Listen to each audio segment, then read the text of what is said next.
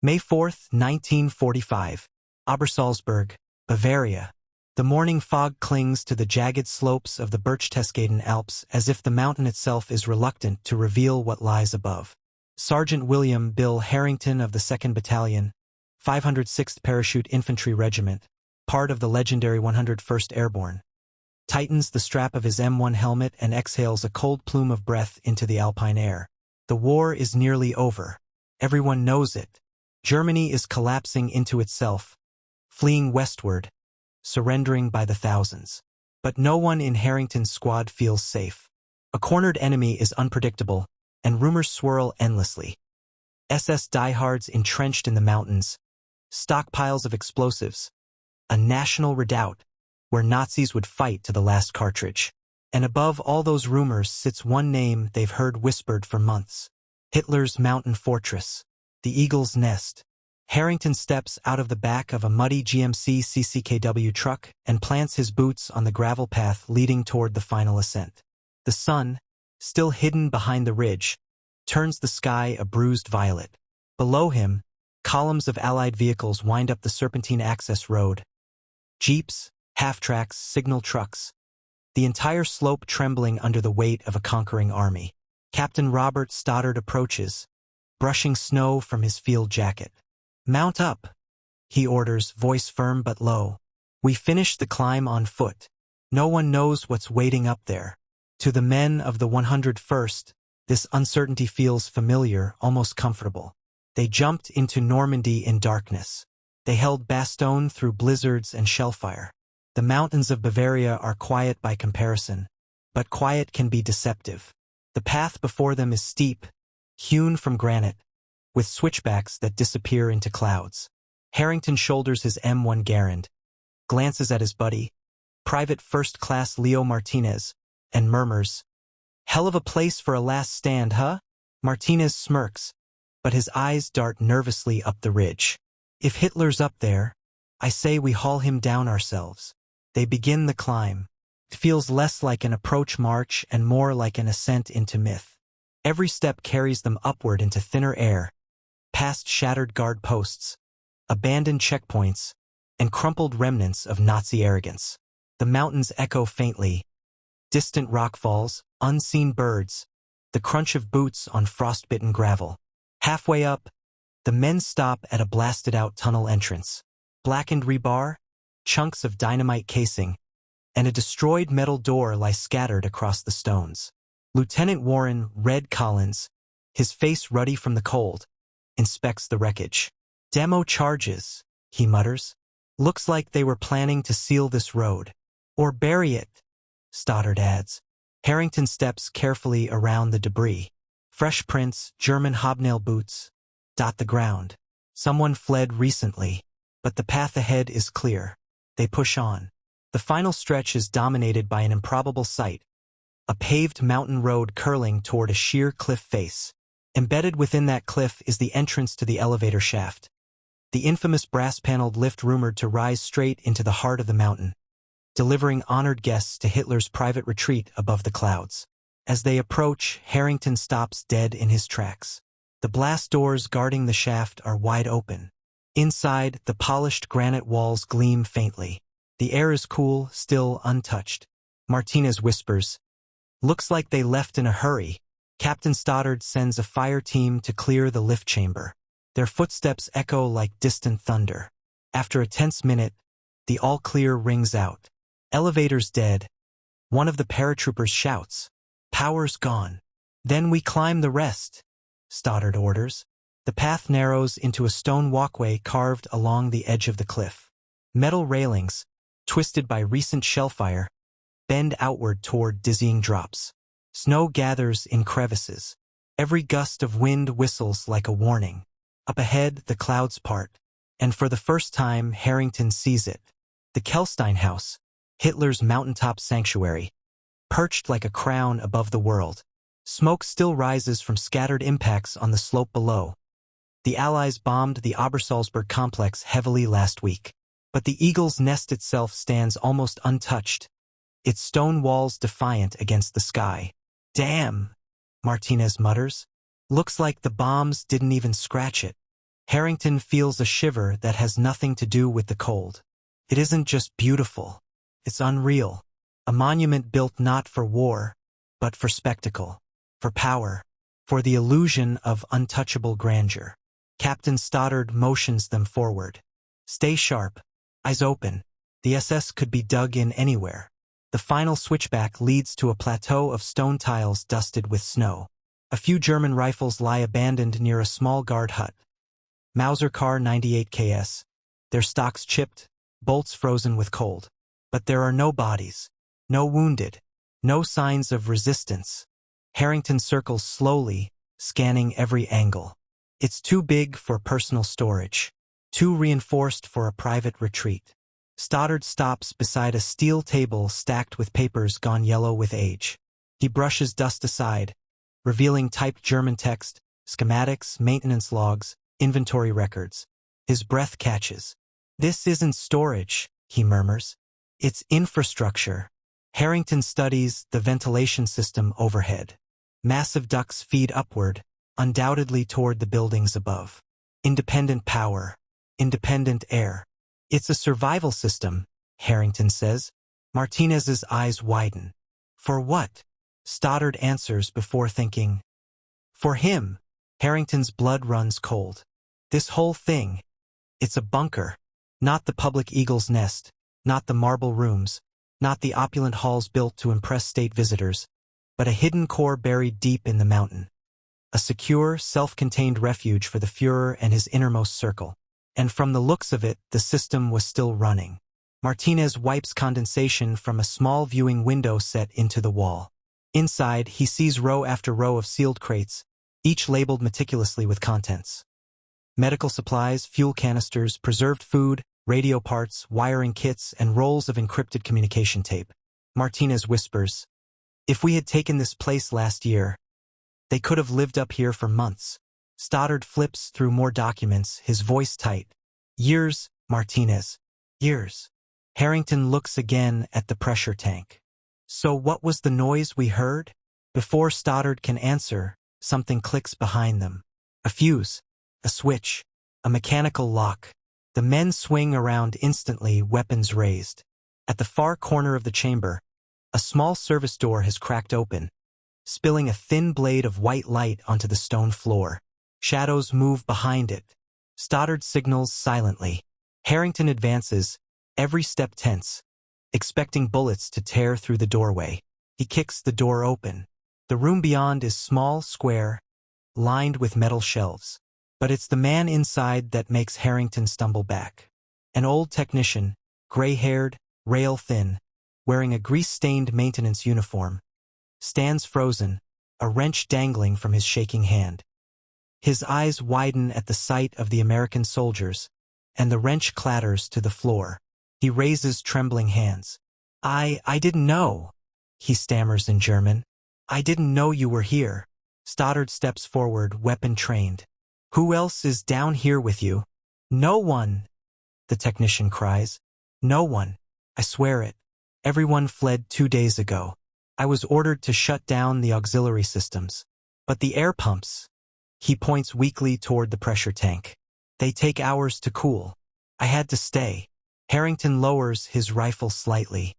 The man looks half-starved, exhausted. No threat, just another cog left behind in the machine. Stoddard keeps his tone cold. "What is this place?" The old man hesitates. Martinez steps closer, voice firm. "Tell us." The technician sags, defeated. "It is the emergency corps, the hidden heart of the Kehlhsteinhaus. If the Luftwaffe failed, if the Allies came, this place would keep the Führer alive." He gestures weakly around the room. Air, power, stores, communication. Everything he needed to vanish into the mountain. Harrington feels the weight of those words settle like stone. Everything, right beneath their feet, while the world burned below. Stoddard nods stiffly. "We're taking you upstairs. Move." The technician obeys, stepping out of the room. But before Harrington follows, something catches his eye. A folder sitting alone on the technician's workbench, marked with a thick red stamp. Sonderakt, Führer Privat. Special file, Führer Private. Corporal Rivera approached with a small crowbar recovered earlier from the service pantry. "Mind if I try something, Lieutenant?" Mason nodded. Rivera wedged the metal edge into a minuscule seam only visible when the light hit it at the right angle. He levered it gently at first, then harder. With a faint pop, the panel shifted outward not by force but by design, as if the wall itself sighed open in resignation. A perfectly square doorway appeared. No handle, no lock, no hinges, only a mechanical sliding seam that had been perfectly disguised. The men stared. "What the hell?" Rivera whispered. Behind the panel stretched a narrow stone staircase spiraling downward, lit only by a ghostly reflection of their flashlights. Cold air rose up from its depths, damp, stale, unmoving, like the breath of something ancient left waiting in the dark. Lieutenant Mason tightened the strap on his Thompson. "All right, stack up. Slow and quiet. If the SS hid anything dangerous, it'll be down here." The paratroopers descended. Their boots echoed faintly, the sound swallowed by the cool stone walls. Dust drifted in thin strands, scattering like frost in the beam of their lights. The steps wound deeper, much farther than the overground structure suggested. It became immediately clear that the Kehlhsteinhaus was not merely a mountaintop retreat. It was the visible crown of a far larger, unseen system. 100 feet down, the staircase opened into an arched landing carved directly into the granite. Embedded lamps, electric, high quality, lined the walls, though none were powered now. A stack of unused bulbs sat in a neat wooden box beside a toolbox marked in German script. "This is new," Sergeant Hale murmured. They were maintaining this place right to the end. Red Walcott swept his flashlight across the chamber and froze. "Sir, you need to see this." In front of him, beyond the landing, lay a vault-like door of polished steel, its surface unscarred, its locking wheel gleaming despite the dust. A small, familiar emblem was engraved above the mechanism, the Nazi eagle clutching a wreath, inside of which hung a swastika. But beneath it was another symbol, one used only by the Sicherheitsdienst, the intelligence arm of the SS. Lieutenant Mason's throat tightened. This wasn't meant for guests. This was meant for secrets. Rivera knelt beside the locking wheel. "Looks mechanical. No electronics. If we release the pressure valve, we might be able to open it." "Try it," Mason ordered quietly. The men waited tensely as Rivera inspected the locking system. After a minute, he released a small external latch. The valve hissed sharply, the sound startlingly loud in the silence. Then the wheel spun a quarter turn by itself, releasing internal pressure. Rivera stood and gripped the wheel with both hands. "On 3. 1, 2. The vault door groaned open. Cold air poured out. The beam of their flashlights cut through the darkness and struck rows of shelf-lined walls filled with leather-bound folders, steel canisters, sealed crates, and meticulously labeled boxes. Dozens, no hundreds of them. The smell was unmistakable. Aging paper, dry ink, and the faint tang of preserved photographs. Walcott inhaled sharply. "Holy hell! This is an archive." Sergeant Hale stepped forward, examining a crate label. "SS Obergruppenführer. These are intelligence files." Another crate held rolls of architectural blueprints. Another contained canisters with film reels, some marked with dates, others with facility numbers. One shelf held thick dossier binders stamped with red-letter codes used only for top-tier classified operations. "This is..." Lieutenant Mason exhaled slowly. "This is the kind of stuff they were supposed to burn." But the evidence was intact, untouched, frozen in time. Private Ellis, usually the quiet one, whispered, "It's like they thought no one would ever reach this place. Maybe they had." The propaganda described the eagle's nest as a diplomatic showpiece, a jewel in the Bavarian Alps. But this subterranean chamber revealed that the Nazis saw it differently. Not only as a sanctuary, but as a last resort repository for intelligence they believed could survive even the collapse of the Reich. Walcott pulled a folder from one of the lower shelves. A thin layer of dust lifted off. The title read, Project K, SUD. Infrared Night Optical Research, Obersalzberg Facilities. He opened it carefully, revealing diagrams of early infrared scopes, rangefinders, and experimental targeting lenses. Some designs were familiar, primitive by modern standards, but others were shockingly advanced for 1944. What were they working on up here? Walcott whispered. Rivera gently lifted a steel canister from a nearby crate. This is film. Label says, test footage, Annener program, 1938 to 1943. That's the SS Archaeology Unit, the weird occult stuff. Hale shot him a look. Let's not jump to conclusions. Bring it up so G2 can sort it. But even Hale, the no-nonsense veteran, couldn't fully hide the unease in his voice. Lieutenant Mason moved toward the back of the room, where a heavy wooden cabinet stood against the wall. The doors were locked with a metal bar. A maintenance tool rested nearby, almost as if someone had intended to secure or unsecure it at the last moment.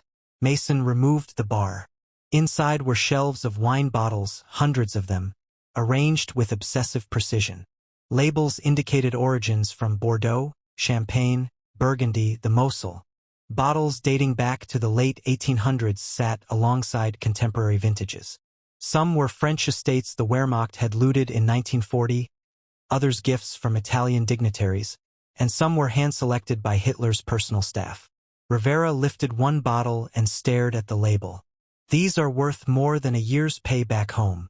Mason shook his head. We're not here to loot. Catalog it and leave it. G2 will handle it. He closed the cabinet. Walcott approached a long central table. Spread across it were maps, multiple maps, annotated with pencil markings. Arrows, dates, arrows again. Defensive plans for the Bavarian redoubt. Contingencies for a hypothetical Alpine last stand. Alternate supply routes. Code names. Evacuation corridors. But something else stood out. Only silence. The men fan out, training their weapons on the building's darkened windows. Harrington's heartbeat thunders in his ears. He grips his rifle, takes a breath, steps across the threshold.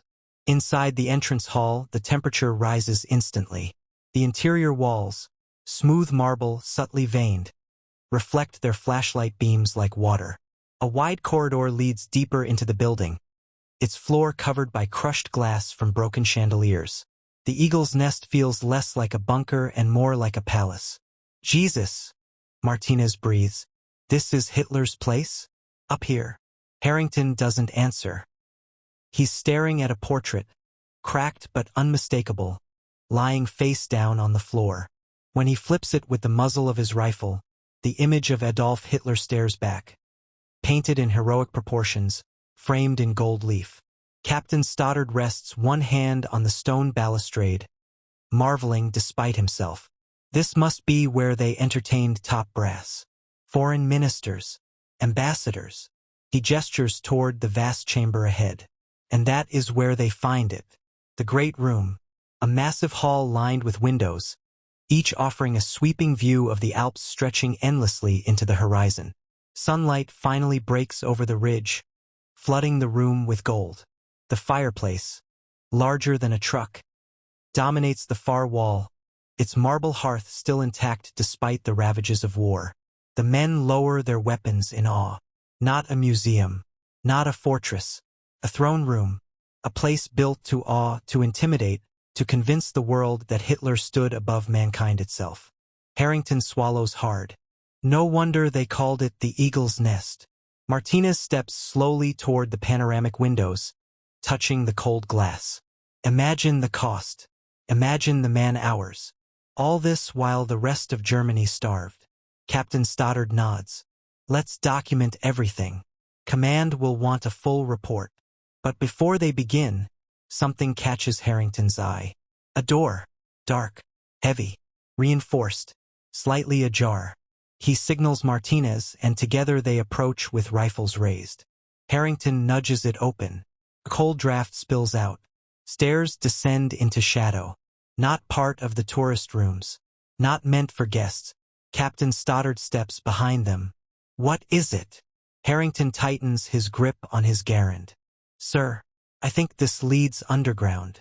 The air feels different now, charged, heavy. The luxury above is one thing, But whatever waits beneath the eagle's nest, that is something else entirely. Harrington takes the first step down, boots echoing into the dark. Somewhere below, deeper in the mountain, something metallic clatters faintly. The men freeze. No one speaks. And then, Harrington continues downward.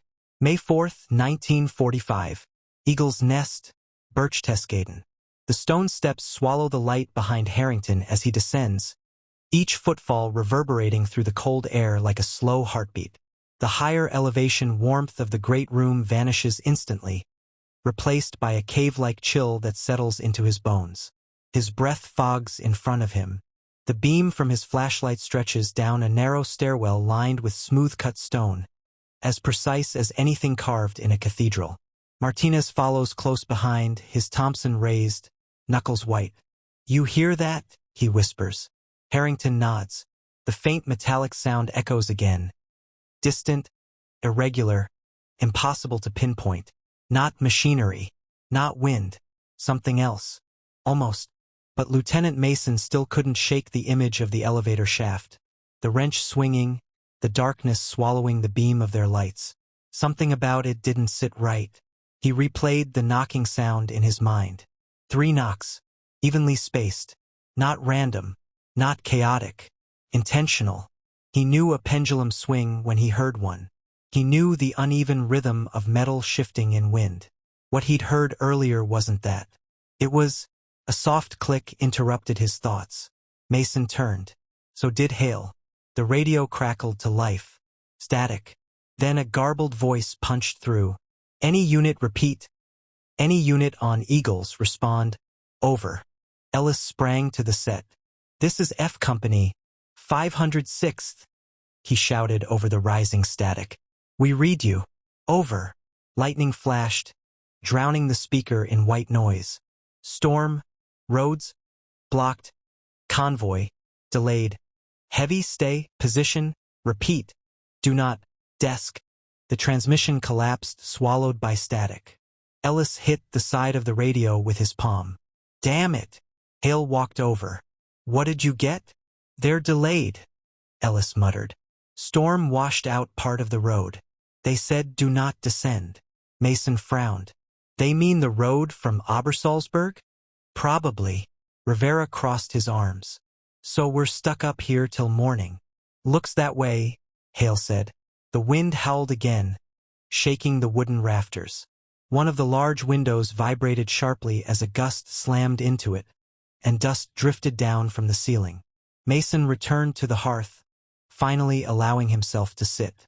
The fire's warmth seeped across his face, easing the tightness in his jaw. For a moment, the storm seemed to quiet just a fraction. Then something changed. All at once, the temperature in the room dipped. Slightly, barely noticeable, but real. Walcott paused mid-sentence. "You feel that?" Rivera rubbed his arms. "Yeah. Like someone opened a door. But no door was open. No window cracked. No draft." Mason looked around slowly. The air felt heavier, thicker, and the fire flickered as if something passed in front of it. Hale glanced toward the corridor leading toward the trophy room. "Did someone leave a window open back there?" Rivera shook his head. "We checked everything. Locked down tight." Walcott stood, pulling his jacket on. "I'll take a look." Mason rose with him. "I'll go." Rivera, Hale, come. The 3 men grabbed their weapons and moved down the corridor, leaving the rest of the squad by the fire. The hallway was dark.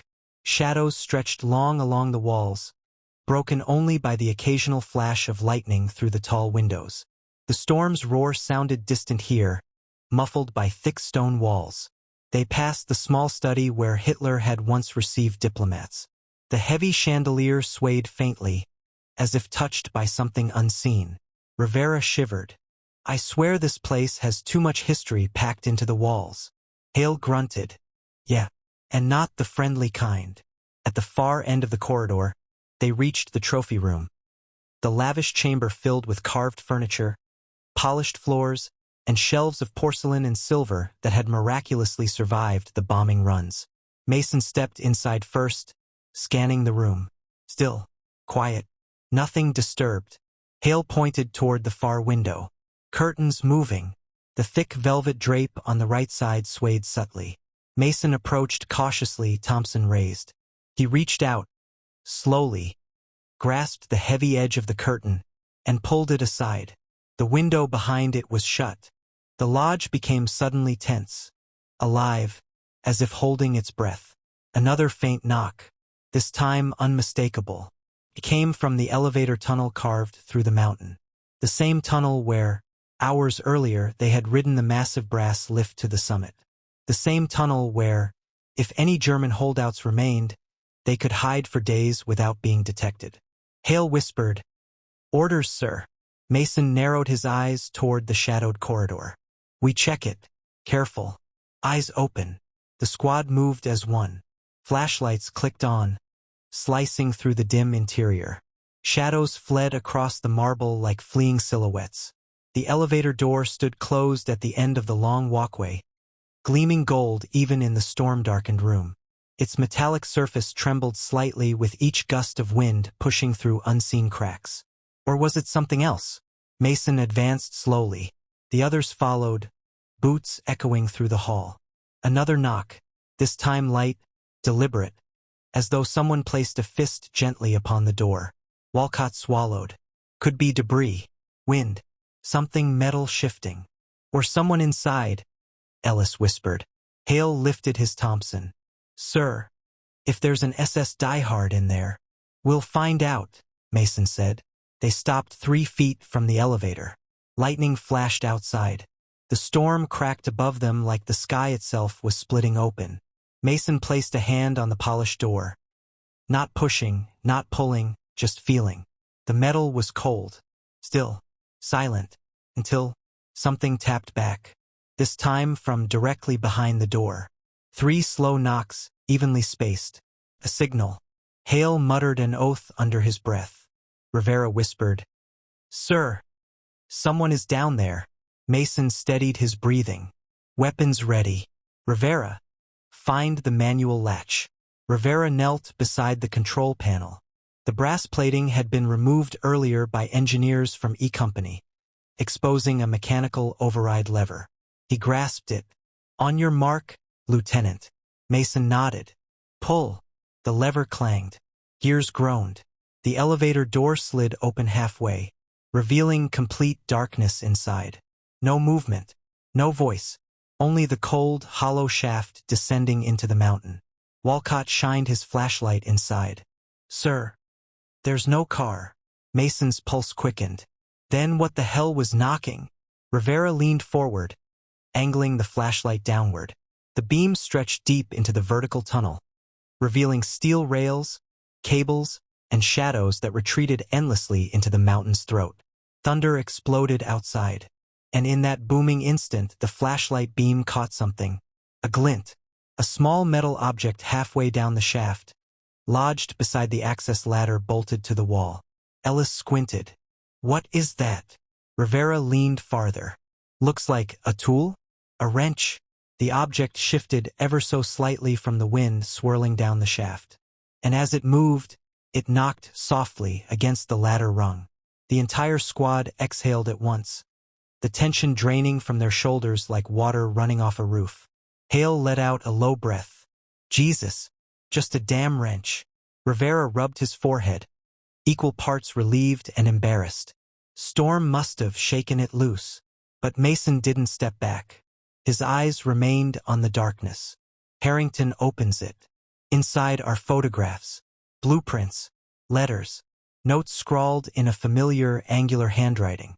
He reads one line, then stops breathing. "Captain," he whispers. Stoddard turns. "What is it?" Harrington holds up the document. "Sir, I think this proves Hitler planned to escape here." The lights flicker. Wind moans through the ventilation shafts like a warning from the mountain itself. Stoddard motions them up the stairwell. "We'll deal with this upstairs." They climb back toward the light, toward the gilded halls of the eagle's nest above. But the mountain is not done revealing its secrets. As they reach the top of the stairwell, Harrington hears something new. Voices. Multiple. Speaking German. Close. Too close. May 4th, 1945. Upper corridor of the Kehlhsteinhaus. Harrington freezes at the top of the stairwell, his hand shooting out to halt Martinez before the private takes another step. The voices filter through the stone corridor like wind threaded with human breath. Low, tense, unsteady. German. Not shouted commands, not the rigid cadence of drilled soldiers, but something closer to frantic whispers. Stoddard raises a fist, signaling absolute silence. Harrington shifts his grip on the garand, pulse hammering in his throat. The corridor leading back toward the great room is brighter than the stairwell behind them, sunlight spilling across the marble floor. But the sounds are definitely coming from the adjoining chamber. Soft words, rustling fabric, the scrape of something metallic. Martinez leans close enough that Harrington feels the warmth of his breath. Sir, think they're SS? Stoddard's jaw tightens. At this stage, could be anything. Remnants, bodyguards, fanatics. The technician they've captured stands trembling against the stairwell wall, hands raised.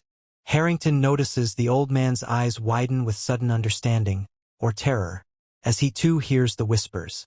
Who's up there? Harrington murmurs. The technician swallows. Servants, maybe, or guards assigned to destroy documents. I don't know. They didn't tell us anything down here. Stoddard nods toward Martinez. Cover him. Harrington, you're with me. They move like shadows along the corridor wall. The polished marble reflects faint silhouettes, and Harrington lowers his profile, sliding along the cold stone until he reaches the threshold of the great room. He positions himself at the side of the doorway, peering in. Something about it felt wrong, too still, too deep, too deliberate. The storm alone shouldn't have set the object swinging like a pendulum. Walcott nudged him. Sir? Everything all right? Mason slowly closed the elevator door. We'll inspect the shaft tomorrow. In daylight. For now, we secure the lodge. Hale nodded. Yes, sir. The men walked back toward the hearth, their tension easing with each step. Someone cracked a nervous joke. Someone else lit another cigarette. The storm raged, but the warmth of camaraderie slowly seeped back into the room. Yet Mason paused once more, looking down the long corridor toward the sealed elevator. Thunder boomed again, and when the lightning flashed, brief, brilliant, electric, for just a second, he thought he saw movement in the darkened reflection of the golden door. Not the wrench, not the wind, something else, something deeper. But when the darkness returned, the reflection was gone. Only the storm remained. May 7th, 1945, night deepening over the Obersalzberg. Rain hammered the mountaintop in relentless waves, drumming against the steep stone walls of the Kehlhsteinhaus like 1,000 impatient fists. The storm had grown into a living, roaring force, its thunder rolling across the Bavarian Alps with a violence that rattled the windows every few minutes. Inside, the grand hall glowed with a dim, uneven light. The paratroopers had lit the massive stone fireplace, its ancient flue drawing smoke upward with a soft, steady hiss. Flames crackled across heavy logs, casting an amber glow over the room and pushing back the storm's shadows just enough to make the lodge feel inhabited instead of abandoned. The men of F Company had begun settling in for the night, their earlier tension giving way to a cautious but real sense of safety. Cautious because they were still perched atop a storm-battered mountain. Real because they were together, armed, and the war was all but over. But for Lieutenant Mason, sleep remained a distant possibility. He stood near the panoramic window, staring into the storm. The swirling mist obscured the valley far below. Lightning illuminated ridgelines like jagged bone, then vanished, plunging the world back into blackness. Red Walcott approached, carrying a tin mess cup. Sir, you all right? You've been staring out there for the last 10 minutes. Mason didn't look away from the rain-lashed glass. Something's off. A beat. You mean the elevator? That, and everything else. Walcott stepped closer. Sir, with all due respect, this place would spook anyone. Too quiet, too fancy, too German. Mason managed the faintest of smiles. Maybe, but his eyes never left the storm. Behind them, Sergeant Hale and Rivera were poring over one of the recovered maps spread across the banquet table. The paper was weighted at each corner with empty cartridge cases to keep it from curling in the damp air. Rivera traced a finger along the printed contour lines. "Here," he muttered. "Look, this route. I don't recognize it." Hale leaned in. "That's because it's not on any army topo. Could be an old mining tunnel." Ellis looked up from the radio set. "Sir, still no luck getting a stable connection to battalion. Lightnin' keeps chewing up the signal." Mason nodded but didn't reply. Finally, he stepped back from the window. "All right, listen up." The men paused, turning toward him. "We hold position until morning. No one wanders alone. No one goes back down to the archives. No one goes near the elevator unless ordered." Hale raised an eyebrow. "You expecting trouble, Lieutenant?" Mason exhaled slowly. "No, but I don't trust a storm to behave. And I sure as hell don't trust whatever the SS built inside this mountain." The men accepted the answer without argument. They had all felt it, the strange, intangible pressure of the place. The way the air seemed to carry old secrets like smoke. The way the walls felt too thick, too deliberate in their construction. The way silence clung to everything, even when dozens of men filled the hall. The storm alone wasn't unsettling. It was what it revealed, and what it concealed. Rivera broke the tension with a half-grin. "Well, if we're stuck babysitting Hitler's wine cellar all night, at least we've got a fire." Hale snorted. "Yeah, and maybe the only dry socks within 10 miles. The small burst of humor eased the room. For a while, Walcott took a seat on one of the long wooden benches near the hearth, pulling off his boots to let the heat dry them. He sighed contentedly and leaned back, letting the fire's warmth seep into his bones. "Never thought my ward end in a place with a damn marble fireplace," he said. Ellis chuckled from his post near the window. "Could be worse. Could have ended in Bastogne." Rivera looked up. "Your war ain't ended yet, Ellis. Not till the paperwork's done and someone tells us we can go home." "Fair," Ellis admitted. The men's voices overlapped in soft conversation. Stories of home, jokes about officers, memories of moments they'd survived by luck alone. Their laughter filled the high-ceilinged hall, echoing softly against the stone. Felt almost normal. "Pipe," he says quietly. "Or someone moving." "Let's hope it's the pipe," Martinez mutters.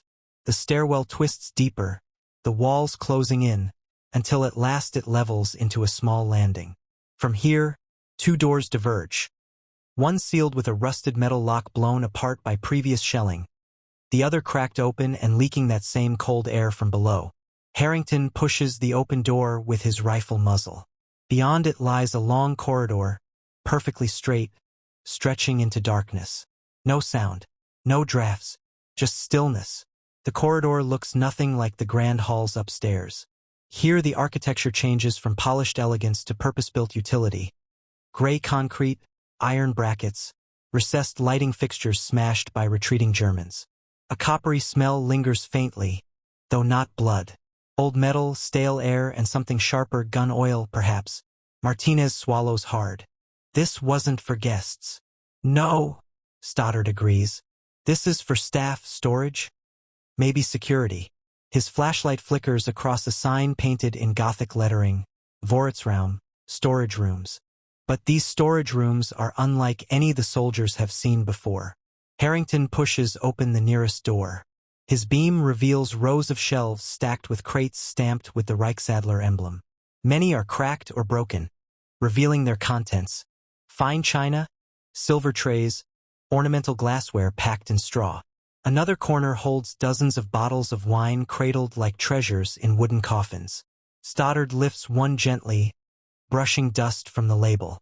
1905 Bordeaux, he mutters. Pre-war. Rare stuff. Martinez whistles softly. They were living like kings. Harrington steps deeper. More crates. More luxury goods. Fine linens. Carved wooden boxes with gold clasps. Even a few paintings wrapped in canvas, their corners peeking out. Landscapes, portraits, still lives stolen from museums across Europe. "This is loot," Stoddard says, jaw tightening. This whole mountain is built on the spoils of the continent. But why store it here? Harrington asks. Because nothing up here was supposed to fall into Allied hands, Stoddard replies. Hitler trusted this mountain. They continue down the corridor. The further they go, the more the temperature drops. Their breaths come in thicker fog. The stone walls sweat condensation. Water drips. A slow, rhythmic tap echoing from unseen pipes. Then, another noise slips into the stillness. A faint hum. Mechanical. Steady. Harrington stops. You hear that? Martinez nods. Power? But the main building's dead. Stoddard signals forward. Let's move. At the corridor's far end stands a reinforced metal door painted in deep green. A sign stenciled across the top reads, Kehlhsteinhaus basement installations. Another line underneath, Privater Zugang, unbefugt verboten. Private access, unauthorized persons forbidden. Harrington steps forward and leans close. A muted vibration pulses through the metal. Something's running behind this, he says. Stoddard nods once. Open it. Martinez grips the wheel lock handle and twists. The mechanism groans loudly, too loudly, and the men tense, expecting gunfire. But nothing comes. The door swings inward with a blast of cold air. Beyond is a narrow stairway plunging further into the mountain. A soft yellow glow pulses from below. Weak emergency lighting still flickers, fed by some forgotten auxiliary system. Martinez glances at Stoddard. This is deeper than a wine cellar. Keep moving, Stoddard replies. Stay sharp. The stairwell spirals down 20 feet, 30, 40. The hum grows louder. Harrington's heart beats in time with it. When they reach the bottom, the stairs empty into a cavernous chamber carved directly into the mountain's granite core. The scale leaves the men speechless. Walls 15 feet high. Reinforced beams overhead. Massive ventilation ducts.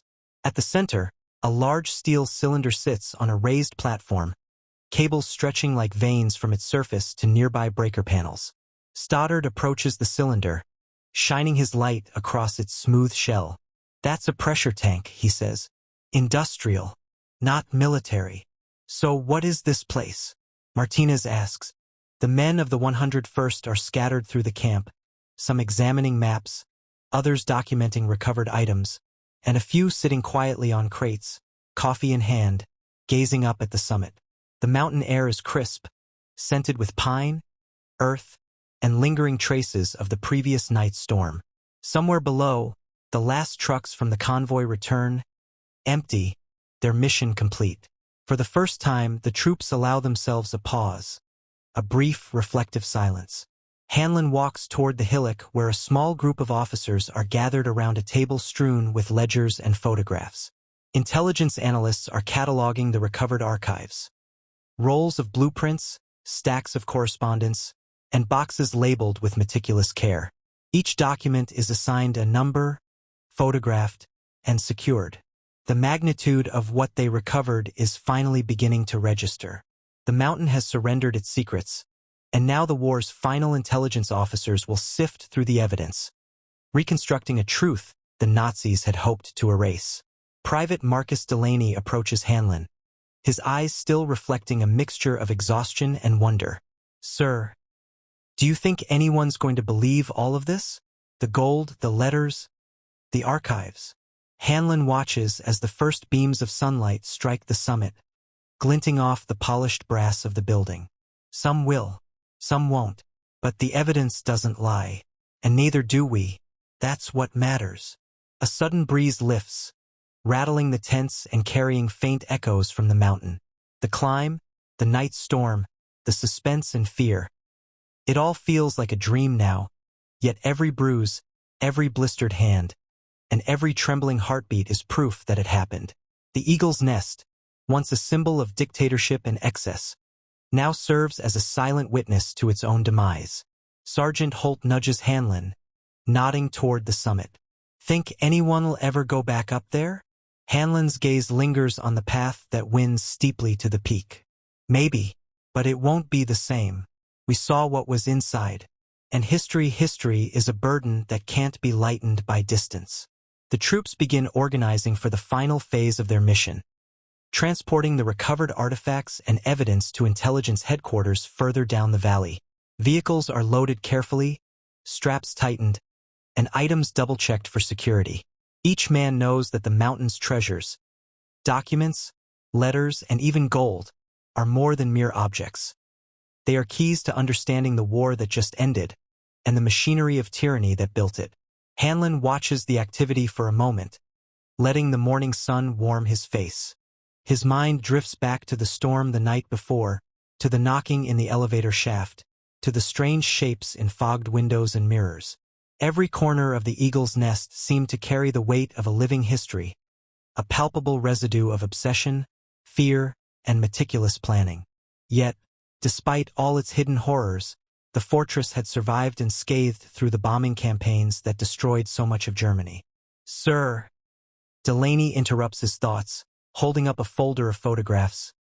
"Look at this. These images alone. They could rewrite every report the Allies have about the Third Reich's operations in Bavaria." Hanlon nods slowly. "Yes, and they will.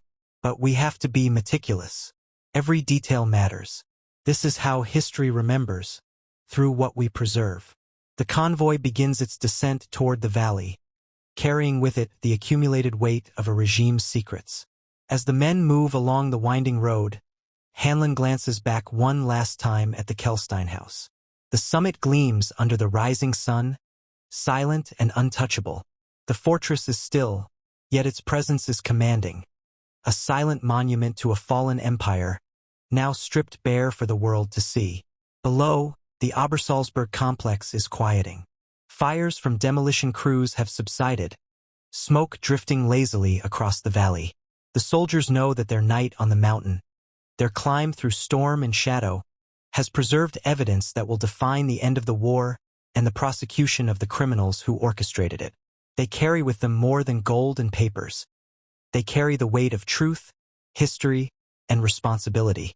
Hanlon steps onto the running board of the truck, his eyes still on the summit. "Ready, men?" he asks.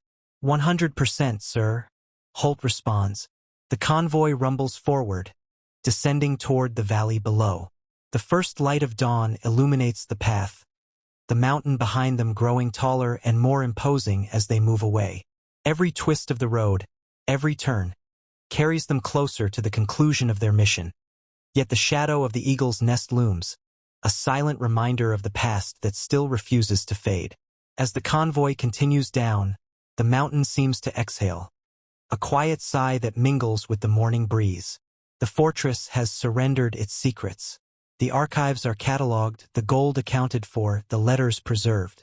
And the world below will soon know the full scope of the Reich's final machinations. Lieutenant Hanlon leans back, taking a deep breath. He knows this is only the beginning of understanding what they've uncovered. The war may be ending, but history is just beginning its reckoning. Above them, the eagle's nest stands empty, golden in the first light, a silent sentinel over the mountains and the valley that will remember the men who dared to climb it, and the secrets it held. Locked, completely secure. Hale frowned. Then why the hell? A sudden thunderclap tore across the mountains, so loud it rattled the floorboards beneath them. Rivera flinched. Goddamn storm. But Mason barely heard the thunder. He was staring at the glass, at the condensation forming on its inside surface, fog swirling into strange, irregular shapes, as if drawn by an invisible fingertip. The fog lines curled once, twice, then slowly faded. Mason's skin prickled. He stepped back. "We're done here," he said quietly. "Let's go." None of the others argued. They moved briskly back toward the hall. But as they reached the corridor's midpoint, Hale froze. "Lieutenant." Mason turned. Hale pointed at the wall, at the small framed mirror hanging between two lantern sconces. It was fogged over, just like the window.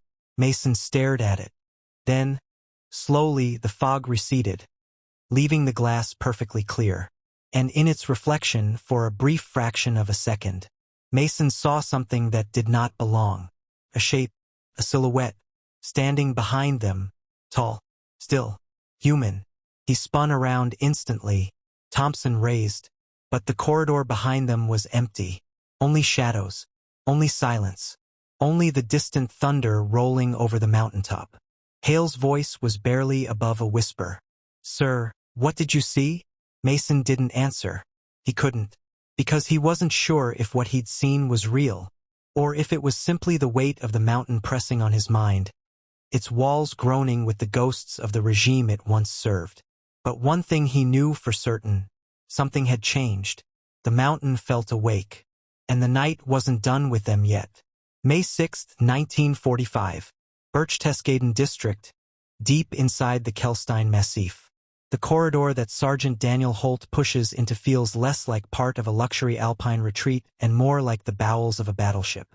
The concrete walls sweat with condensation. The air is cold enough that the men's breath drifts like steam. The electric lights flicker with a low hum, barely illuminating the steel doors that line the passageway. Somewhere far behind them, wind howls across the empty terraces of the Eagle's Nest. But down here the world feels sealed away.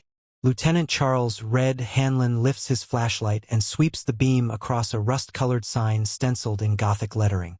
The German words Red Sicherheitsarchiv, Zutritt verboten.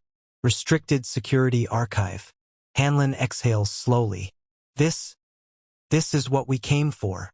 Corporal James Kovac steps forward, bracing the butt of his M1 Garand. "Sir, if this is locked." "It won't be," Hanlon murmurs. He presses his gloved fingers against the door handle. It isn't locked. It swings inward with a groaning echo that vanishes into an immeasurable darkness. The men raise their flashlights. Their beams slide across row after row of metal shelves stretching into the depths of the chamber, like ribs inside a colossal beast. Boxes, ledgers, rolled plans secured with twine. Thick folders stamped Reichskanzlei SS Oberkommando, Geheim. Secret. There are thousands of them. Kovac whistles under his breath. Christ! What is all this? Hanlon steps inside. The air here is even colder. He lifts a ledger. It's heavier than expected, bound in cracked leather. Inside, typed pages listing shipments, names, dates. The men can't decipher the bureaucratic German quickly, but certain words stand out sharply, like exposed wires. Transport list, Juden, Vermögen, Sonderbehandlung, special treatment. Hanlon shuts the ledger. His jaw tightens. Private Marcus Delaney, the youngest in the squad, moves toward the opposite shelf and kneels beside a box stacked nearly chest-high. "Sir, there's more. A lot more." He slides the lid off. Inside are photographs. Hundreds, maybe thousands. Black and white, carefully catalogued, numbered. Some show factories. Others show train stations. And others show things they have only heard rumors of. Skeletal figures behind barbed wire, men in striped uniforms, guards with SS armbands standing before rows of barracks. The images are cold, clinical, taken like documentation of a construction site. No emotion, no censorship. Move, but the way Hanlon's men handle the materials makes it clear that this is no ordinary loot, no battlefield scavenging. This is something else, something heavier. As they secure the final crate, a voice echoes sharply through the night. "Lieutenant, over here." Private Delaney stands at the road's edge, pointing into the darkness. Flashlights snap on and converge toward a cluster of boulders a few yards down the slope. Something metallic glints faintly. Hanlon approaches, careful on the loose gravel. "What is it?" Delaney kneels and brushes aside a layer of stones and debris that appear recently disturbed. Underneath lies a half-buried safe, small, squat, reinforced. Its metal surface is dented, scorched, as if someone attempted to destroy it before abandoning the effort. Kovac whistles low. "Looks like someone tried to hide this on their way down. Or dump it," Holt adds. "Maybe they figured they'd come back." Hanlon runs his gloved fingers across the scorched metal. "Get it on the jeep." Takes all 4 men to haul the safe free. The thing weighs like solid lead. Whatever is inside, it was meant never to be found. The corporal from the convoy raises an eyebrow. "What do you think's in it, Lieutenant?" "Something worth hiding," Hanlon says. We'll find out tomorrow. Once the safe is secured, the men reassemble their gear, rifles slung, boots tightening for the final descent. The trucks rumble back to life, blue-black exhaust drifting into the night wind. "Mount up," Hanlon orders, but just before climbing into the jeep, he pauses and looks back up toward the barely visible silhouette of the eagle's nest. The mountaintop retreat stands dark now, lights extinguished, windows reflecting nothing but the faint glimmer of starlight. A place once built as a monument to triumph now sits hollow, abandoned, conquered without a single shot fired. Delaney comes to stand beside him. Hard to believe one man thought he'd rule the world from up here. Hanlon takes a slow breath. The cold air stings his lungs. Harder to believe how close he came. They say nothing else. The convoy begins its slow descent toward Obersalzberg. The road curls like a serpent along the cliffside, headlights sweeping across stone and empty sky. The night deepens, thick and silent, broken only by the growl of engines and the occasional distant crack of a collapsing wooden structure somewhere in the ruined valley below. Halfway down, they pass the charred remains of a Luftwaffe staff car pushed deliberately off the road. German officers fleeing the area in the last days had resorted to desperate measures. Some surrendered, some vanished, some never made it off the mountain. Kovac watches it pass in the dark. "Think we'll ever know what happened up here before we arrived?" Hanlon grips the metal frame above the jeep door as they bounce over a patch of rubble. "Maybe, maybe not. But we know enough." Delaney, riding in the back, adds quietly, "What we found, it's going to change a lot." "Good," Holt says. "Time the world saw what these bastards tried to hide." The final stretch of road brings them into the Obersalzberg complex, half destroyed by Allied bombs, half blown by retreating Germans. The truck engines echo between the ruined barracks, the shattered villas, and the still smoking husk of the Berghof, once Hitler's beloved mountain home. Flames flicker from collapsed rafters, casting long shadows across the rubble. A military police team waves them through a checkpoint. One MP steps forward as Hanlon's jeep stops. "You the retrieval unit?" "Yeah," Hanlon replies. "Got material for Intel HQ. You're to deliver it straight to the secure tent. General Taylor wants everything tonight." "Understood." The convoy winds through the devastated complex until a circle of white tents appears. Temporary headquarters erected the moment the area fell under U.S. control. Lanterns cast warm cones of light across the camp. Tired officers shuffle between tables stacked with confiscated documents and maps. Hanlon's men unload the cargo. The safe, the gold reserves, Hitler's letters, the photos, the blueprints. Every artifact, sealed and recorded, disappears into the tent under the watchful eyes of intelligence officers who look both exhausted and electrified by the influx of material. Once the last crate is delivered, Hanlon signs a brief manifest and dismisses his men to rest. But rest does not come easily. The camp is quieting down when Private Delaney approaches Hanlon outside his tent. Helmet off, fatigue jacket half unbuttoned.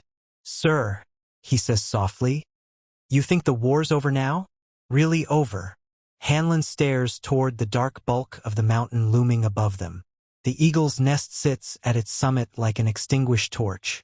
"It's ending," he says. "But over? That'll take time. And trials. And truth." Delaney nods slowly. "Guess we started that tonight." "No," Hanlon replies. "We continued it." The wind shifts, carrying with it the faintest echo of something. A memory, a presence, the fading heartbeat of a dying regime. Hanlon steps into his tent. The lantern flickers, the night settles, and below the ruins of Obersalzberg, the safe they recovered from the mountain sits in the corner of the intelligence tent. Silent, locked, waiting for someone to open it and reveal one more secret the Reich tried to bury. May 7th, 1945.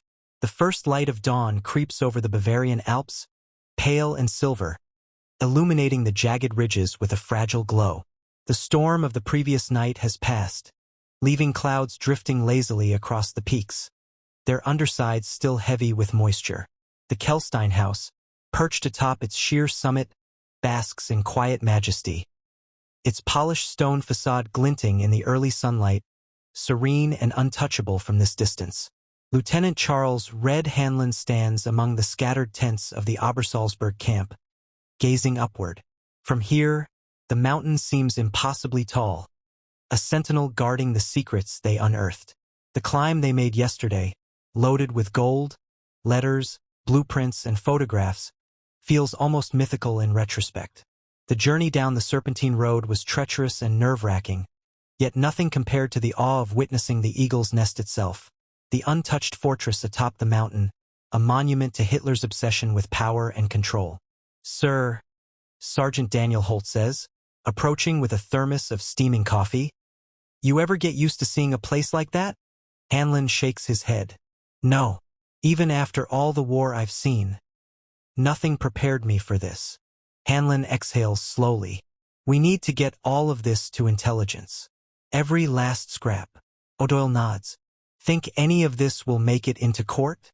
"Real court, I mean." Holt answers before Hanlon can. "If it doesn't," he says, "we'll be right back where we started." The men fall silent. Far below, a column of smoke rises where German engineers set fire to a fuel depot before fleeing. The war is in its dying moments, but dying things sometimes thrash hardest. And somewhere in that valley, despite the massive surrenders, scattered SS units are still refusing to lay down their arms. A gust of cold wind whips across the terrace, causing several papers to flutter. Delaney dives to catch them. Damn weather's trying to blow Hitler's entire filing cabinet off the side of the mountain. Kovac chuckles softly. Nature's got the right idea, but Hanlon shakes his head. "No, this stuff survives, no matter how ugly it is." As the squad settles in to wait for transport, they build a small defensive circle around the crates and documents. Not because they expect an attack, but because instinct tells them that whatever they've pulled from the mountain, it must not vanish into the chaos of the collapsing Reich.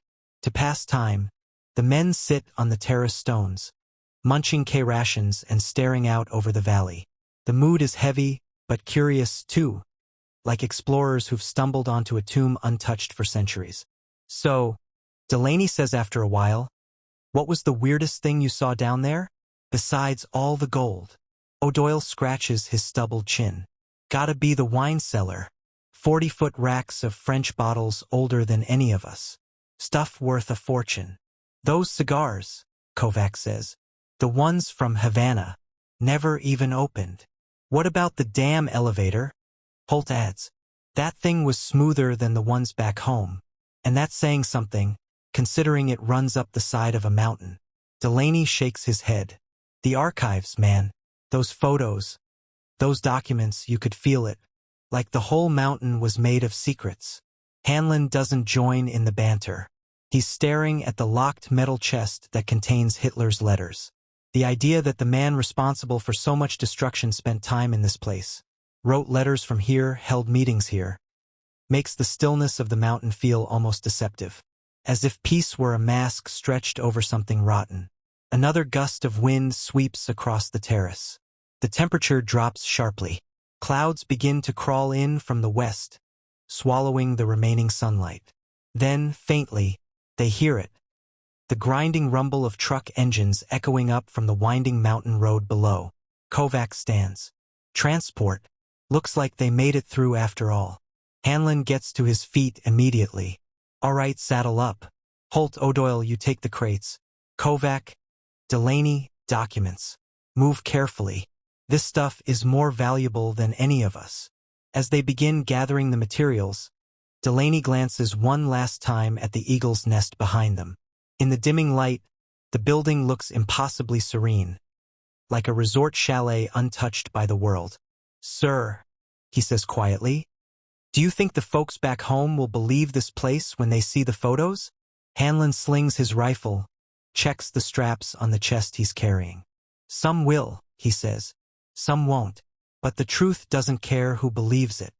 The men form a line, descending from the terrace toward the narrow path carved into the mountainside.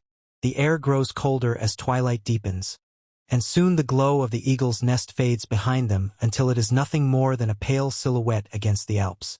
They move slowly, methodically, Each step a negotiation between exhaustion and vigilance. The mountain seems to tilt and heave beneath them, though it is simply their bodies reminding them they've been fighting a war for too many months. Near the first switchback, Delaney looks down at the sweeping valley below, at the fires, the columns of prisoners, the darkened silhouettes of long-abandoned barracks.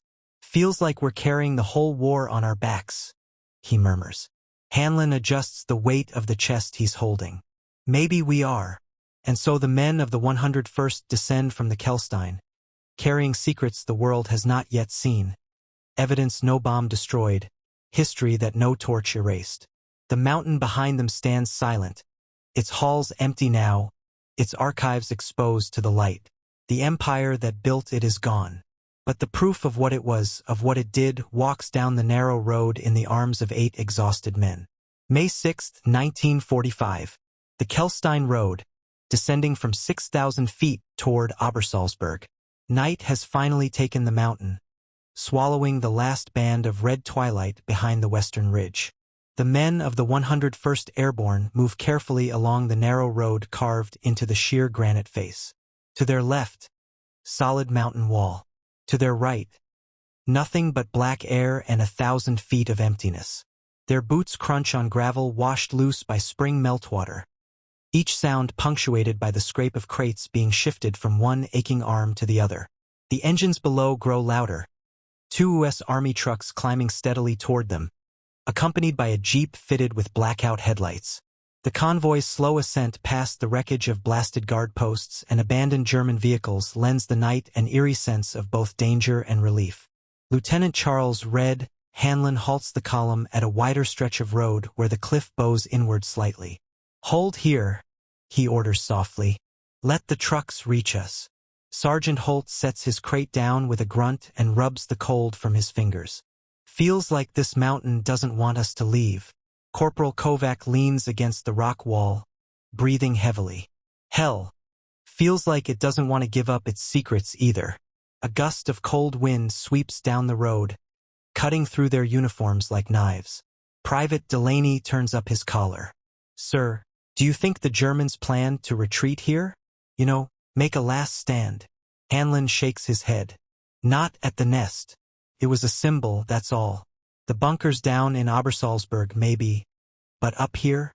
Too exposed. Too few escape routes." O'Doyle snorts. "Funny. Looks like a perfect hideout to me. Food, power, wine that costs more than my old man's house. I could have sat a winter here no problem. Until someone bombed the road," Holt mutters. "Then you're stuck with cigars and cold stew." The banter dies as the convoy finally rounds a tight bend and emerges into view. A welcome sight of American steel climbing steadily. The trucks grind to a stop beside them, brakes hissing, engines rumbling in the cold night air. A corporal from Company G jumps out of the jeep. "You the team from Hanlon's platoon?" he calls. Hanlon steps forward. "That's us. Command says you have priority cargo. More than you know." They begin loading the crates and documents carefully into the truck beds. The tailgates clatter softly as soldiers from the convoy assist, their gloves brushing against gold ingots, folders, sealed evidence boxes. Most of them don't know exactly what they're helping to. Delaney swallows hard. "Sir, they knew. They documented everything." Hanlon's voice is low. "Gather what you can. We need intelligence to hand over to command." But as the men begin collecting materials, another realization sweeps through the room like a rising draft. This isn't only evidence of atrocities. This is the administrative spine of a collapsing empire. Files from the Reich Chancellery, directives from Martin Bormann, communications from Göring's offices, minutes from Führer conferences, all preserved in perfect order, untouched by fire or looting. Kovac lifts a rolled piece of vellum. "Sir, you'd better see this." He unrolls it across a shelf. It's a blueprint, intricate, sprawling, showing the subterranean layout of Obersalzberg, including the bunker complexes beneath the Berghof. The lines are so precise they look like they've been carved rather than drawn. The men trace the tunnels marked Führerbunker, Privatbereich, the ventilation shafts, fuel stores, emergency exits. Hanlon mutters, "If Berlin's bunkers were anything like this," He doesn't finish. They all know Berlin has already fallen. They all know Hitler is dead, or presumed so. But standing here inside the heart of his Alpine fortress, that knowledge feels strange, almost dissonant. As if the archives themselves haven't yet accepted the war is over. They work in intense, focused silence. Footsteps echo softly. Paper rustles. Flashlights click as batteries fade. Somewhere, water drips rhythmically from a pipe overhead. Then Private Delaney pauses. He is staring at a small, locked metal chest wedged between two stacks of ledgers. "Sir, what about this one?" Hanlon examines it. The lock is simple. A single strike from the butt of a rifle snaps it open. Inside lies a collection of personal correspondence. Letters written in Hitler's own hand. Delaney inhales sharply. No way. These are real? But Hanlon recognizes the signature immediately. He has seen it in intelligence briefings over the years, copied in photographs, analyzed by handwriting specialists. There's no mistaking it. Some letters discuss military matters, dry, almost mundane. Others are addressed to Bormann, Himmler, Göring. A few reference locations or projects still unfamiliar to Allied intelligence. One letter, dated late April 1945, contains lines written in a frantic, trembling scrawl. The ink is uneven. Entire phrases are crossed out. It reads like a mind unraveling. Before Hanlon can finish reading, a shout echoes from farther down the corridor. "Lieutenant, you need to see this." They follow the voice, jogging deeper into the archive chamber. Private O'Doyle waits beside a door that stands ajar. Only when Hanlon shines his light inside does he understand the urgency. The room is filled with crates, military-grade, padded, sealed. The labels identify their contents. Reichsbank Goldreserven. Schweizer Kontendokumentation. Persönliche Sammlung Reichsmarschall Göring. Even the exhausted soldiers of the 101st fall silent. The myth of Nazi treasure has circulated among frontline troops for months. Rumors of stolen wealth, art, gold. But here it is, not rumor but reality, stacked neatly inside a vault no bomber ever touched. Kovac wipes dust from a crate lid and nudges it open. Inside, wrapped in cloth, are gold bars, standard ingots stamped with Reichsbank seals. Perfect, untouched. Enough wealth to keep the war machine running far longer than it did. Delaney murmurs almost reverently, "They hid everything. All the way up here." Hanlon answers quietly, "Not hidden. Stored. Like they thought they'd be back." For the first time since entering the eagle's nest, the true weight of the moment settles over the men. This is not merely a trophy house or a command retreat.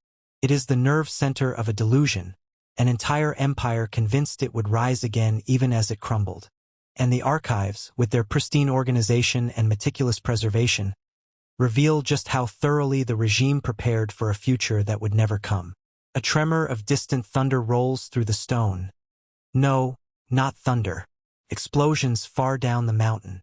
Demolition teams clearing the last pockets of resistance. The building seems to shiver. Hanlon closes the metal chest and secures it under his arm. "We're done. Gather what you can carry. Signal command. This place. It's going to rewrite a lot of reports." The men move with renewed urgency, packing documents, photographs, maps. When they finally step back into the main concrete corridor, the flickering lights seem dimmer than before, as if the mountain itself is slowly exhaling the last breath of the Reich. Behind them, darkness swallows the archive chamber once more, a mausoleum of paper and memory, a testament to fanatic precision, a catalogue of crimes and dreams of conquest that would now serve only one purpose: evidence. When they emerge into the mountain air, the sun is beginning to set behind the Bavarian Alps. The eagle's nest glows faintly in the fading light, golden and silent. It looks peaceful, almost innocent. But the men of the 101st now know what lies beneath it, and they will never forget. May 6, 1945. Kehlhsteinhaus, Upper Terrace. Late evening. The last of the sunlight bleeds across the jagged skyline of the Bavarian Alps, turning the snowcaps a dull red, almost the color of rusted iron. The chill wind carries the scent of pine, dust, and sabotage charges detonating miles below, where engineers are clearing abandoned German positions. The eagle's nest itself, perched like some mythic citadel, glows faintly under the sinking sun. Lieutenant Charles Red Hanlon stands at the terrace's stone railing, watching his squad emerge one by one from the tunnel entrance carved into the mountain. They carry crates, folders, rolled maps, and battered metal chests pressed tightly to their chests like relics salvaged from a sunken ship. The men move with care, not reverence, not fear, but the solemnity of soldiers who know the weight of history when they feel it in their hands. Sergeant Daniel Holt sets down a crate marked Reichsbank Goldreserven and rolls his stiff shoulders.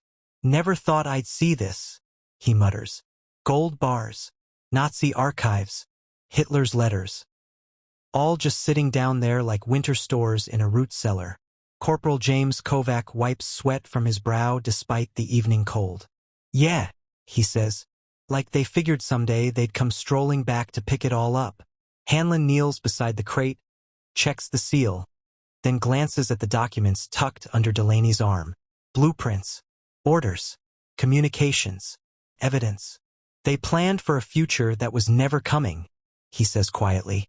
"Now we need to make sure none of this disappears."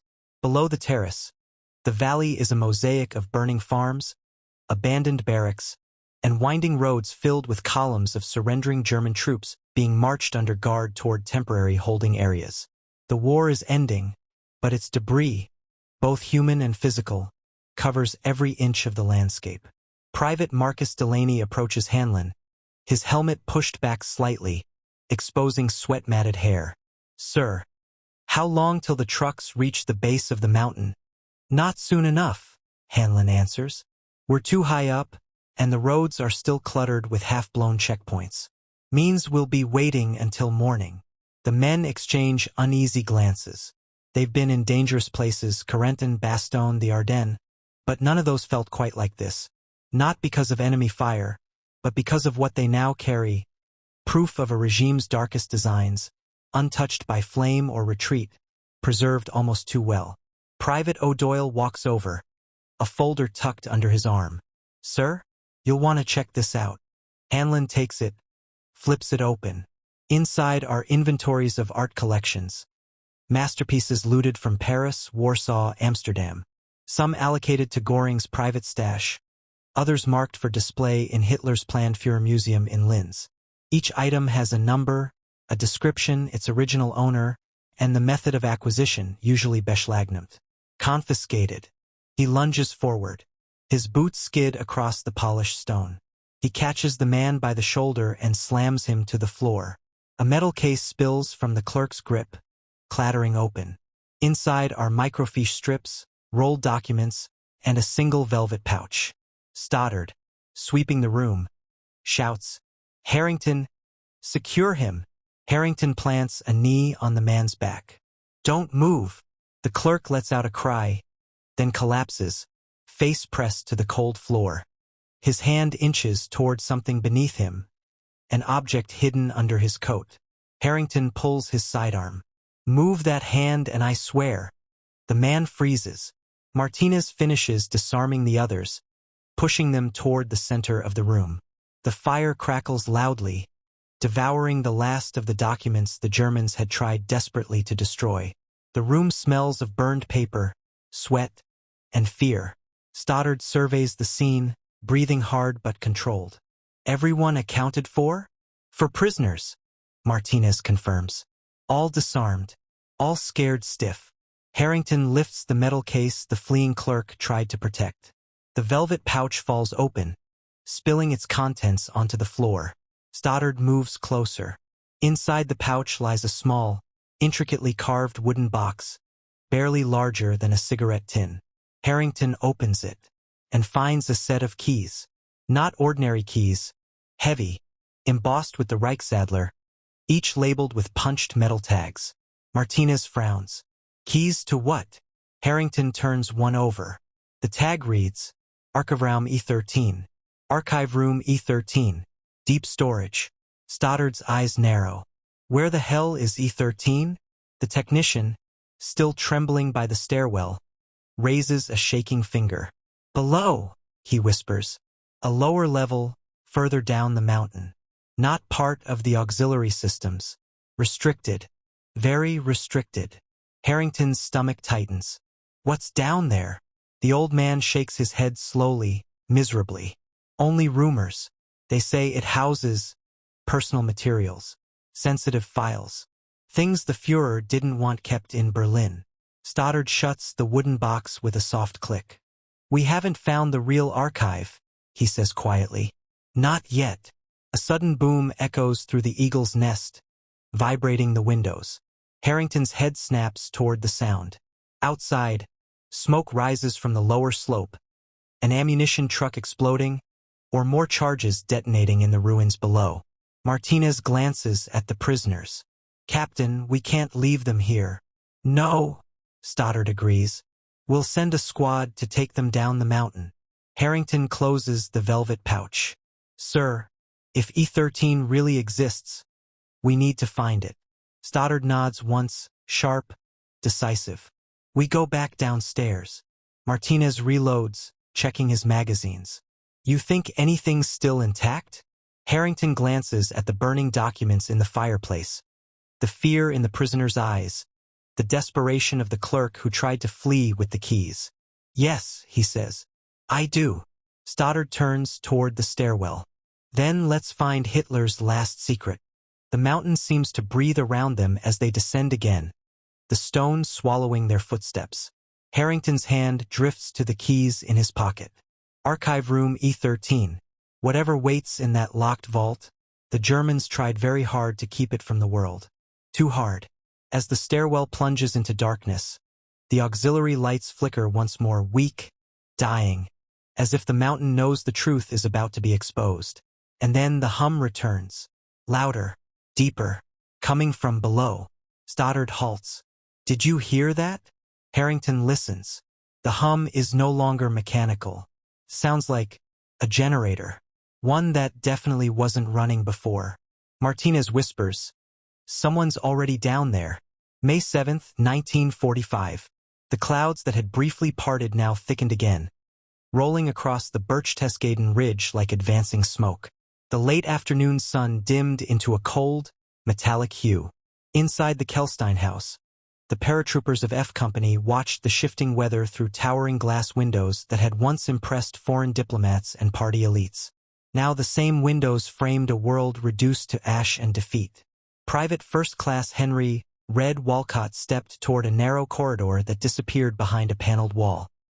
He ran his hand slowly across the wood, noticing how the grain was nearly flawless, far too perfect to be natural. This isn't just decoration, he muttered. Lieutenant Mason glanced over. What do you feel? Mason asked. A draft, Walcott replied, pressing his palm flat. There's air coming from behind this wall. It was subtle, almost invisible, but to a farm kid who had grown up repairing barns in Iowa, it was unmistakable.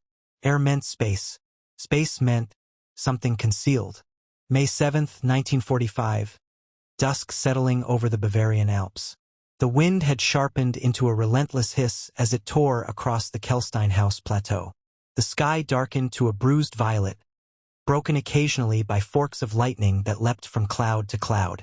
The storm had finally come. Lieutenant Mason emerged from the stone entry tunnel with the rest of the squad, each man carrying crates, folders, film canisters, and sealed envelopes tucked into packs. He blinked against the sudden change in light. The world outside felt raw, vast, and violently alive compared to the stillness of the archive. Thunder rumbled across the peaks like distant artillery.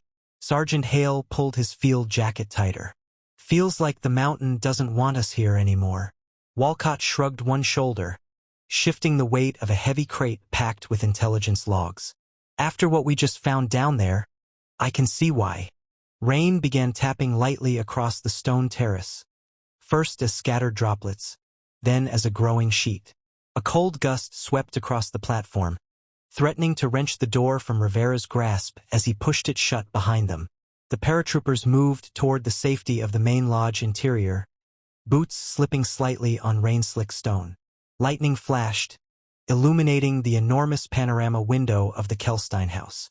For a brief instant, Clouds glowed white like ghostly waves crashing over the ridgeline. Inside, the grand hall had dimmed to a cavernous hush, the earlier glow of sunlight replaced by storm-filtered twilight. Shadows stretched long across the marble floor.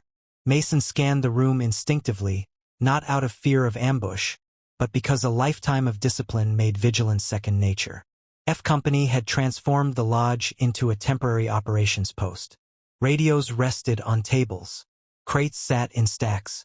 A small generator hummed in the adjoining service room, powering a handful of lamps. The smell of damp wool, cigarette smoke, and brewing coffee filled the air, ordinary scents now brought into extraordinary surroundings. Corporal Rivera set down his load on one of the long banquet tables once reserved for Nazi dignitaries. "Sir, I think G2's gonna need a convoy, not a jeep." Mason exhaled. "Agreed. We'll radio down as soon as the weather clears. Until then, we hold position." Private Ellis leaned toward one of the massive windows, watching the storm roll higher and closer. "Looks like we're stuck here a while." The storm intensified. Wind screamed against the walls, rattling the window panes despite their thickness. A flash of lightning revealed the rocky precipice beyond the terrace. A sheer drop into white mist. The height was dizzying, the isolation absolute. Walcott shook rainwater from his hair. "Feels like we're inside the belly of something." Sergeant Hale lit a cigarette with a practiced flick. "Yeah, a monster with fancy furniture." Mason didn't respond. Instead, he stood staring at the marble fireplace, its red-veined hearth glowing faintly in his flashlight beam. Earlier, they had found piles of half-burned documents shoved deep inside. Whatever secrets the Germans had attempted to destroy hadn't been thorough enough. Too much remained. Too much truth survived. A burst of static crackled from the radio set on the far table.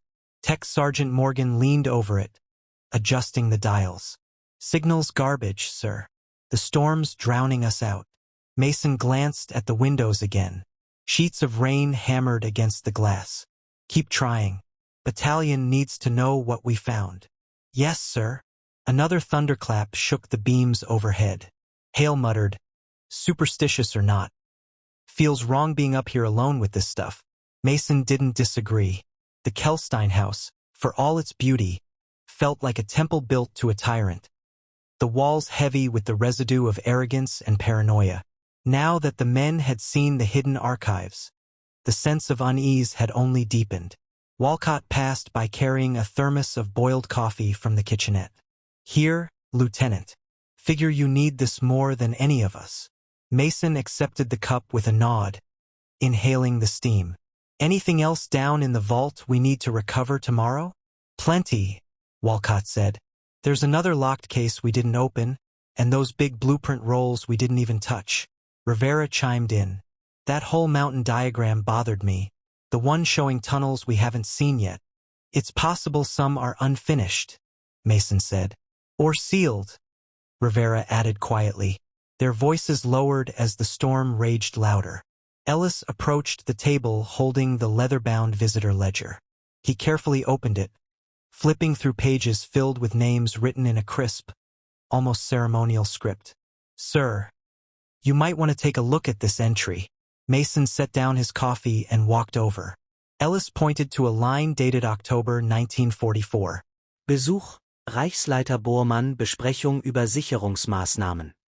Visit, Reich Leader Bormann, discussion regarding security measures. But below it was an added note in a different pen. Vorbereitung für Sonderlager Süd.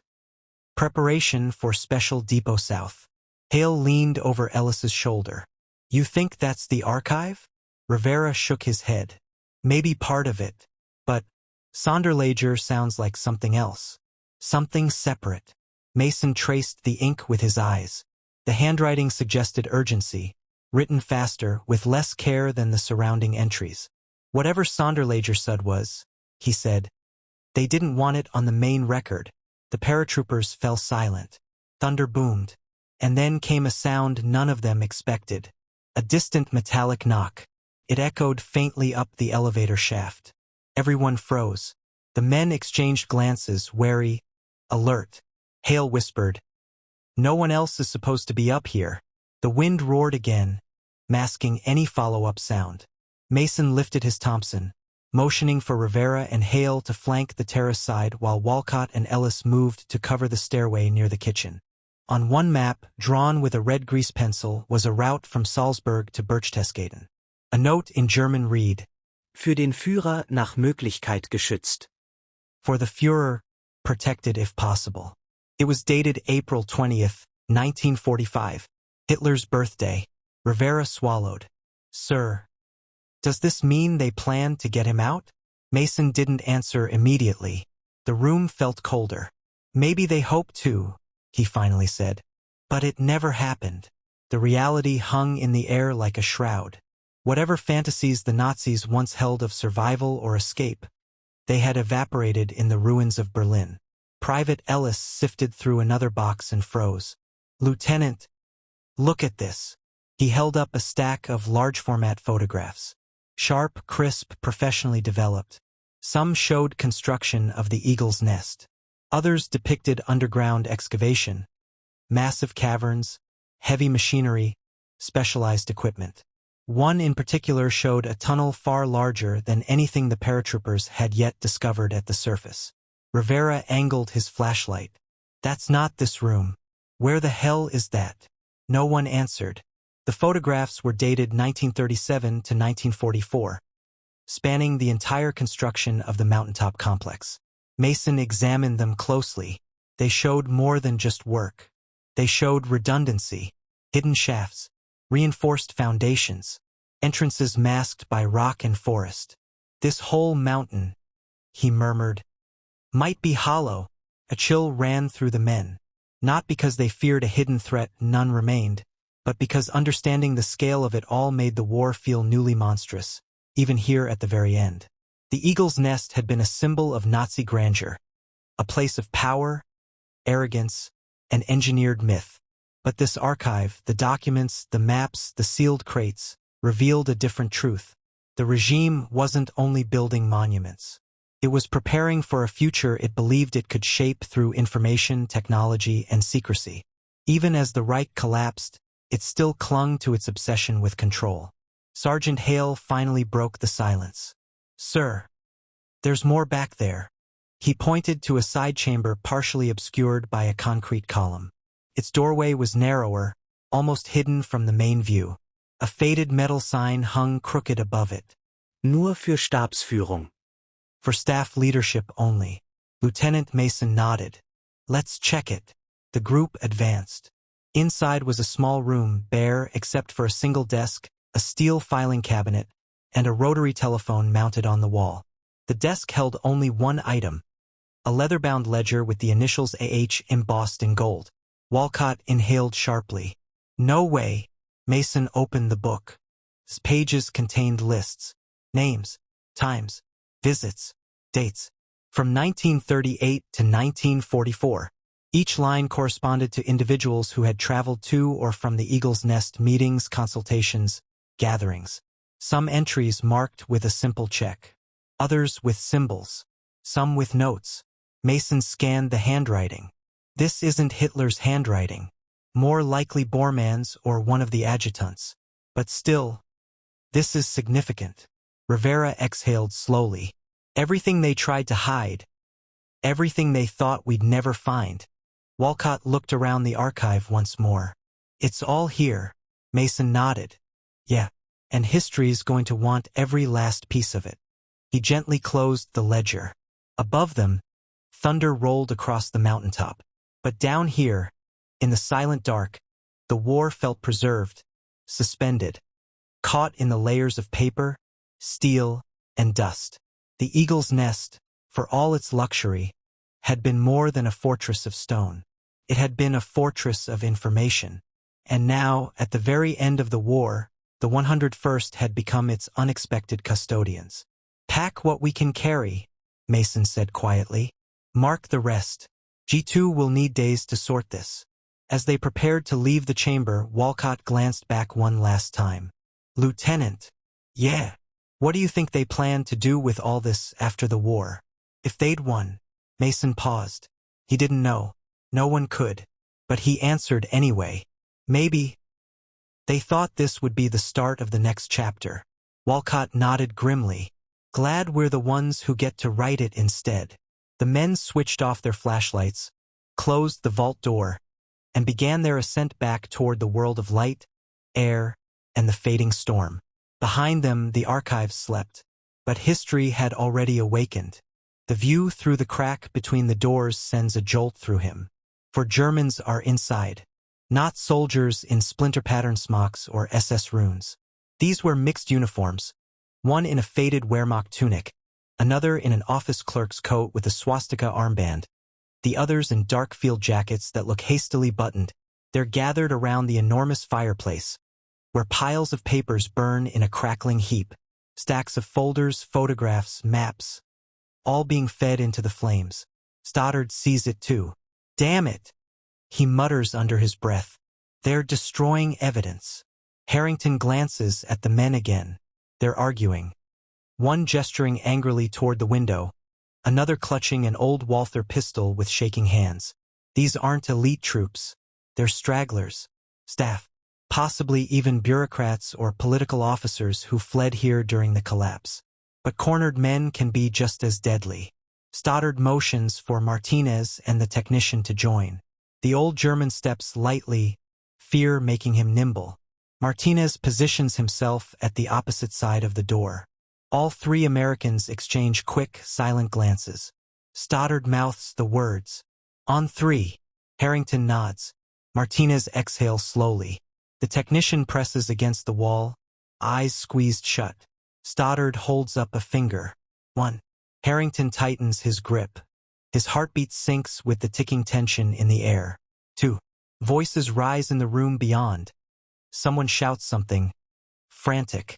A chair scrapes the floor. 3. Stoddard kicks the door open. The blast of sound is immediate. Amerikaner. Hände hoch. Stoddard bellows, his Thompson leveled. The Germans whirl in shock, scattering like startled birds. The one with the pistol fires instinctively, the shot slamming into the marble pillar inches from Harrington's head. Martinez drops to one knee and fires a controlled burst over the burning papers, splinters exploding from a wooden table. Harrington swings in, eyes locked on the gunman. "Drop it," he shouts. The German hesitates, eyes wild, hands trembling, then throws the pistol toward the fire and raises his arms.